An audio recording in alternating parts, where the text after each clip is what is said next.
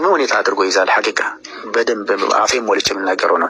ኃላፊነት ለመሸከም ሁኔታ አድርጎ ይዛል። ሐቂቃ በደንብ አፌን ሞልቼ የምናገረው ነው። ኃላፊነት ለመሸከም መዘጋጀት ያስፈልጋል።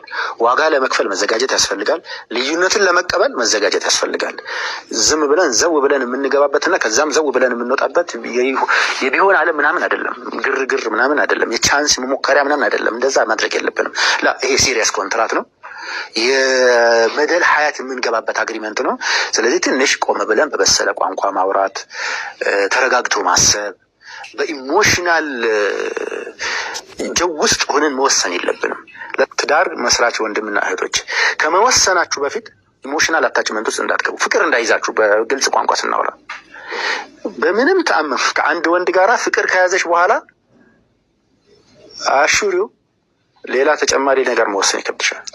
ሲሪየስ የምታያቸው አይን ያወጡ ክፍተቶችን እንኳን ቶለሬት ታደርጊያለሽ። ግን እቺ የፍቅር ጋፕ ትንሽ ስትረግብ ትነድሚያለሽ፣ ትነድማለህ አንተም። ያ ከመሆኑ በፊት ከመጸጸታችን ምናምን በፊት ስንመርጥ በፍቅር ሜንታሊቲ ውስጥ መሆን የለብንም። ማፍቀር የለብንም። መጀመሪያ ፍቅር ፈቅደንለት ምናምን የሚያጣ ነገር ባይሆንም መለማመድ የለብንም። መለማመድ ፍቅር ስለሆነ ማለት ነው። ይሄ በጣም ትንሽ ለየት ያለ ነገር አለ። ትዳር ማለት ሶስት ነገሮችን ቅድመ ሁኔታ አድርጎ ይዛል። ሐቂቃ በደንብ አፌን ሞልቼ የምናገረው ነው። ኃላፊነት ለመሸከም መዘጋጀት ያስፈልጋል። ዋጋ ለመክፈል መዘጋጀት ያስፈልጋል። ልዩነትን ለመቀበል መዘጋጀት ያስፈልጋል። ዝም ብለን ዘው ብለን የምንገባበትና ከዛም ዘው ብለን የምንወጣበት የቢሆን ዓለም ምናምን አይደለም። ግርግር ምናምን አይደለም። የቻንስ መሞከሪያ ምናምን አይደለም። እንደዛ ማድረግ የለብንም። ይሄ ሲሪየስ ኮንትራት ነው። የመደል ሀያት የምንገባበት አግሪመንት ነው።